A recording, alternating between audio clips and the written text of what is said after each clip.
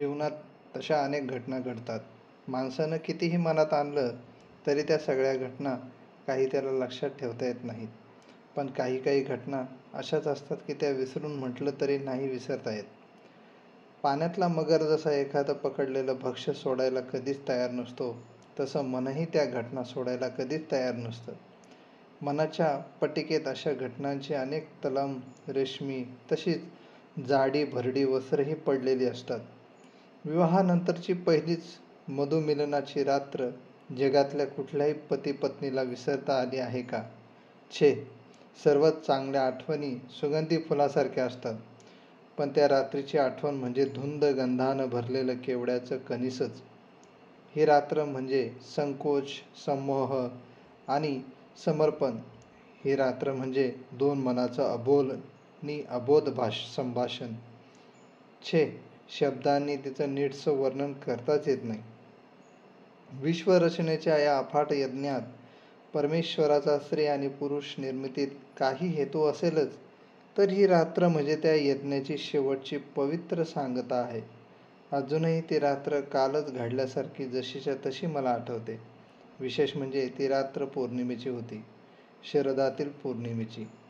निशिगंधाच्या पांढऱ्या चिमुरड्या आणि सुगंधी फुलांच्या सजलेल्या शीसमाच्या काळ्या लाकडी मंचावर वृषाली सलज्ज बसली होती. मी शयनगृहात शिरताच ती अंग सावरून उभी राहिली. अधोमुखी उभी होती ती. मला काय बोलावं ते समजेना. गवाक्षाजवळ जाऊन मी तसाच उभा राहिलो. तेथून आकाशातला पूर्ण चंद्र दिसत होता. आपल्या चंदेरी चांदण्याचा घट तो पृथ्वीच्या अंगावर मुक्तपणे रिकाम्या करीत होता. सगळं हस्तिनापूर कसं शांत होतं. गंगेवरून बोचऱ्या गारगार वायुलहरी कक्षात येत होत्या. त्या जणू मला विचारित होत्या, गंगेला विसरलास की काय?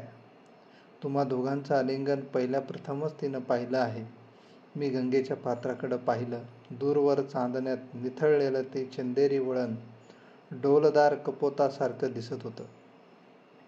त्या दिवशी घाटाच्या पायदंडीवर मूर्छित पडलेल्या वृषालीला पाहून मला तसंच वाटलं होतं.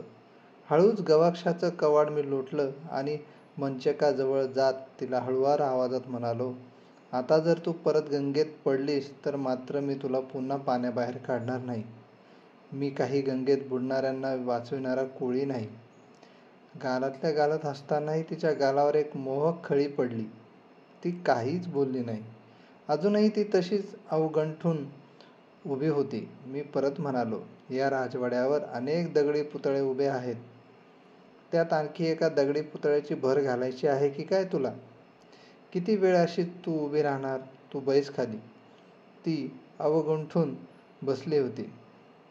बसताना तिच्या शालूवरचे सोनेरी जरीचे बुट्टे समयीच्या प्रकाशात चमचम चमकले.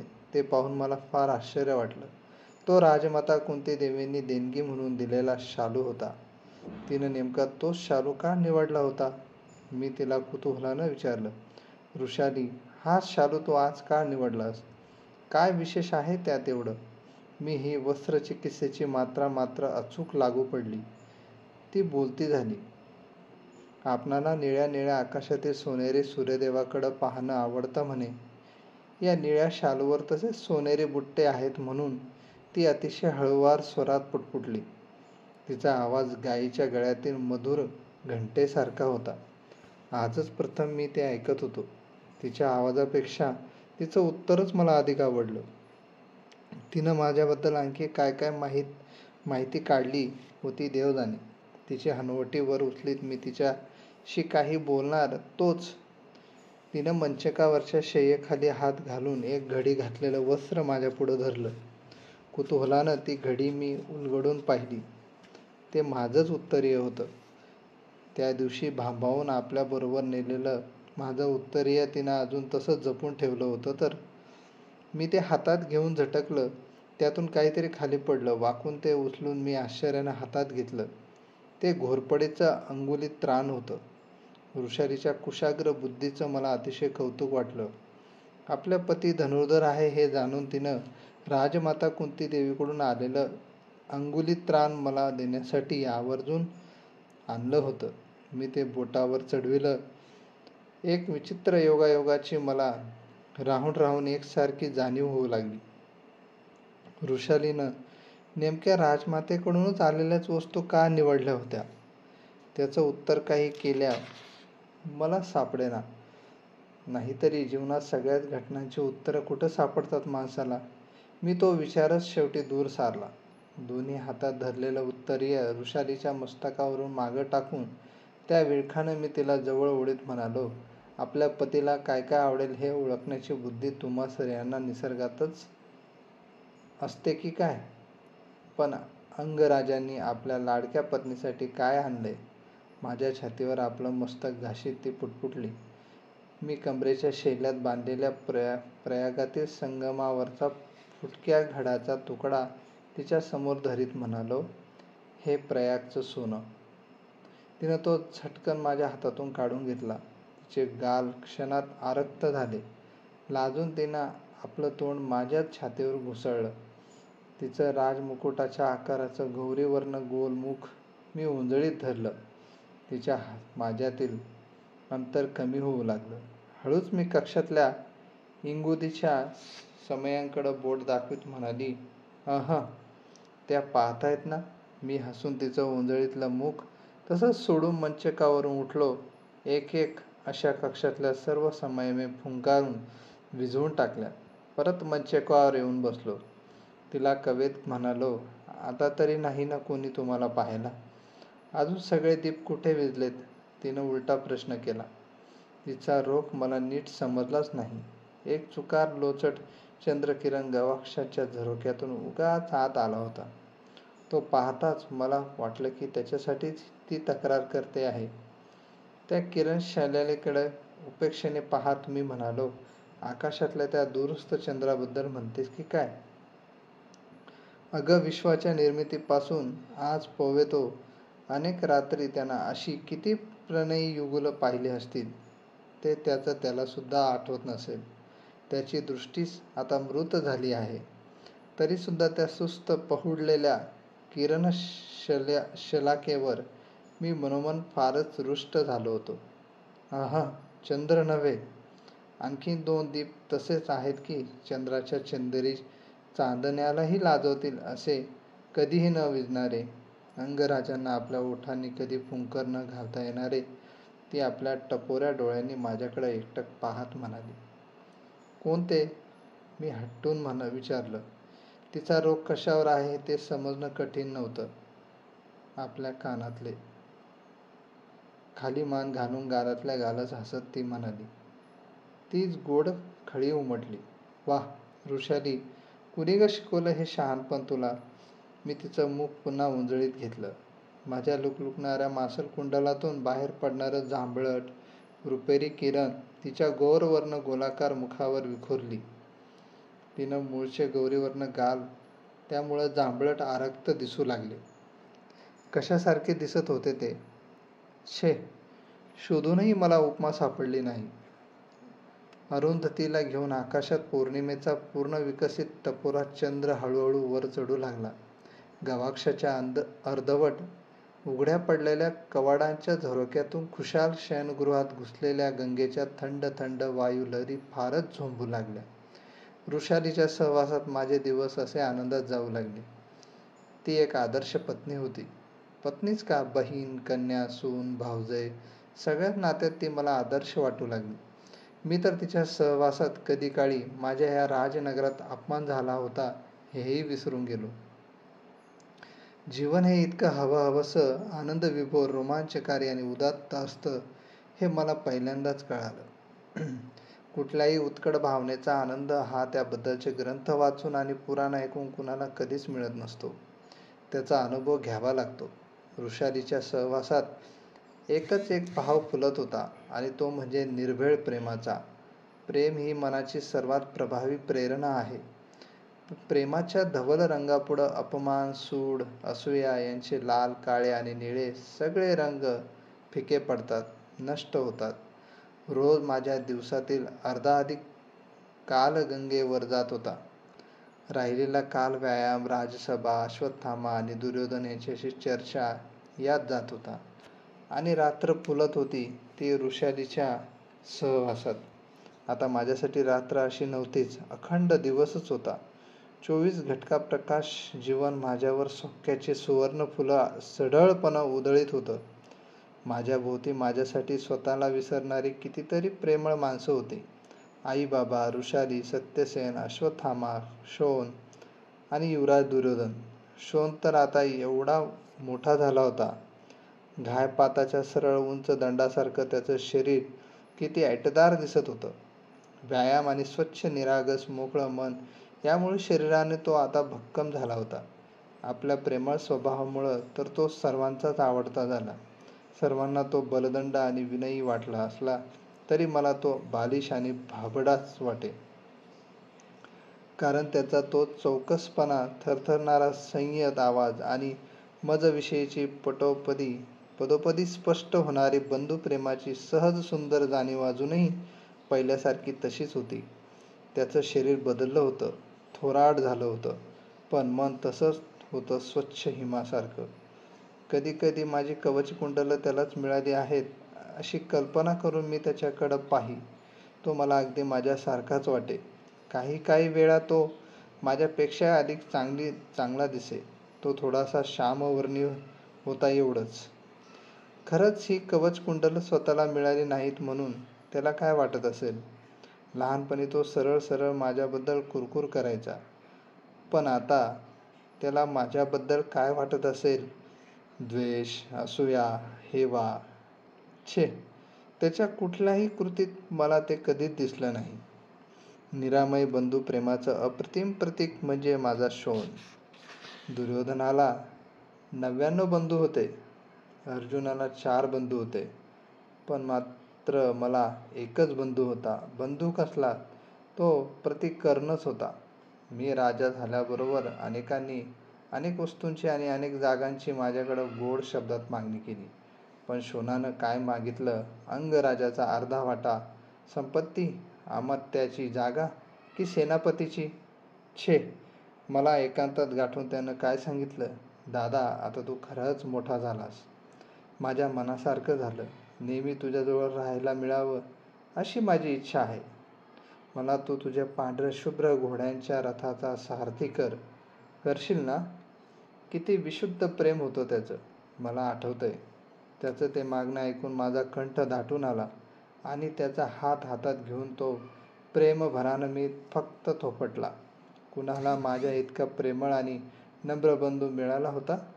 लहानपणी मी कोण आहे असा मी उगाच त्रागा करून घेई. मी शोणाचा प्रिय बंधू नव्हतो का? अश्वत्थामा आणि दुर्योधनासारखे जिवलग मित्र मला होते.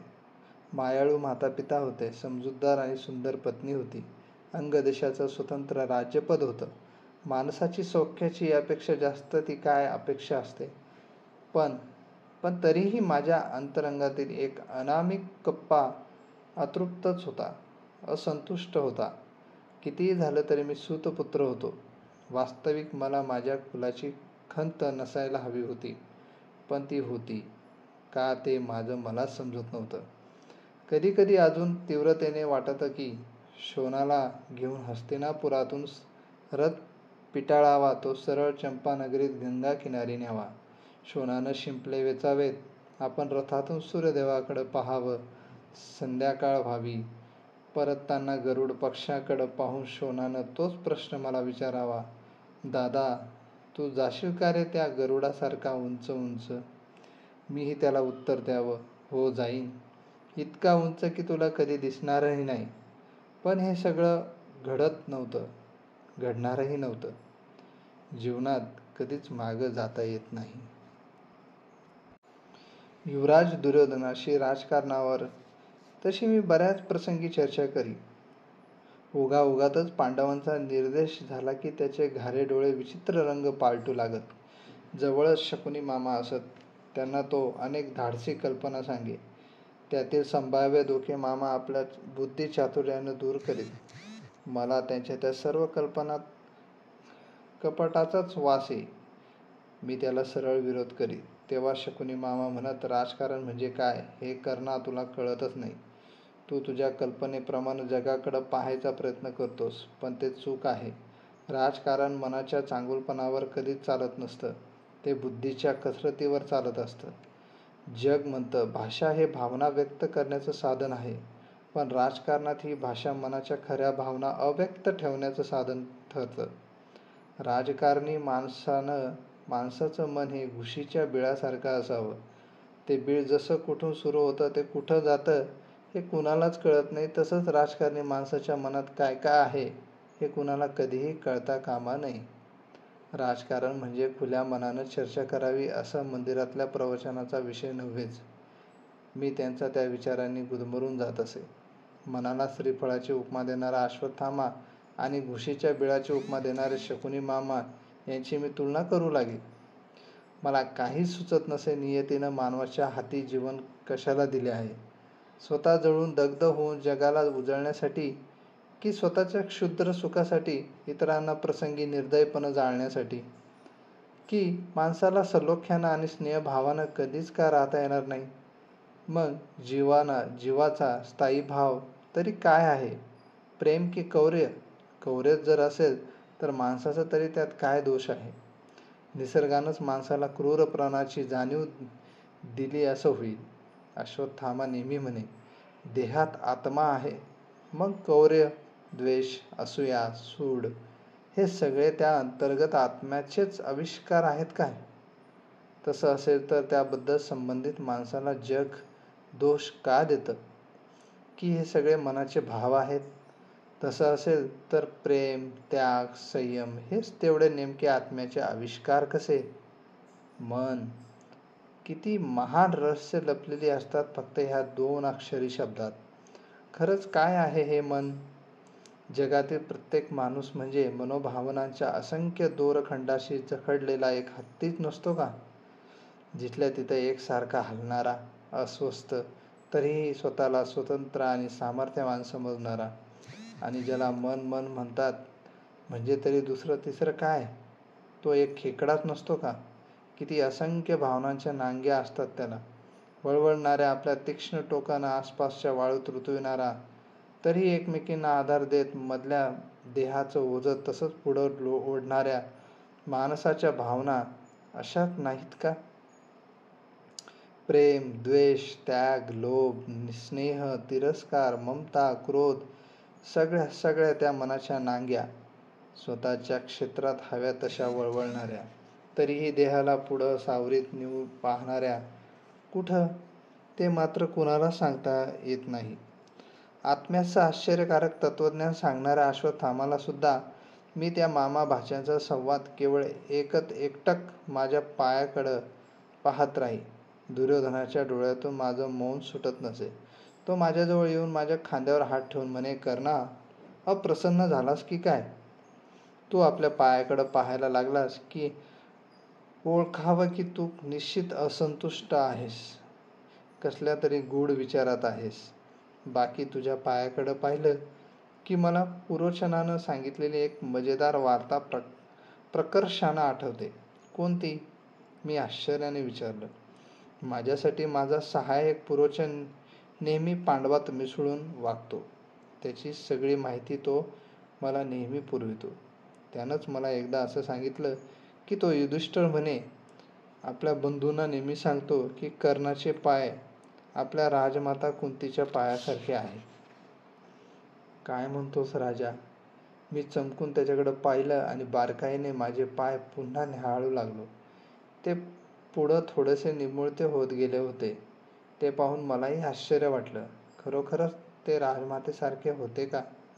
असतीलही. जगात एकसारखं दुसरं काहीतरी कुठंतरी असू शकणार नाही का? हे बघ कर्णा, हा त्या धूर्त युधिष्ठिराचा डाव आहे.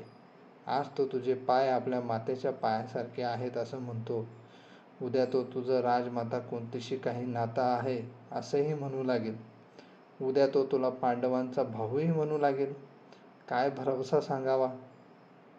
राजा, तू या कर्णाला काय दूधखोळा समजतोस? माझी राधामाई ही एकटीच माझी माता आहे आणि ती मला माझ्या प्राणापेक्षाही प्रिय आहे. कर्ण हा 3 गोष्टींसाठी आपले प्राणही अर्पण करेल.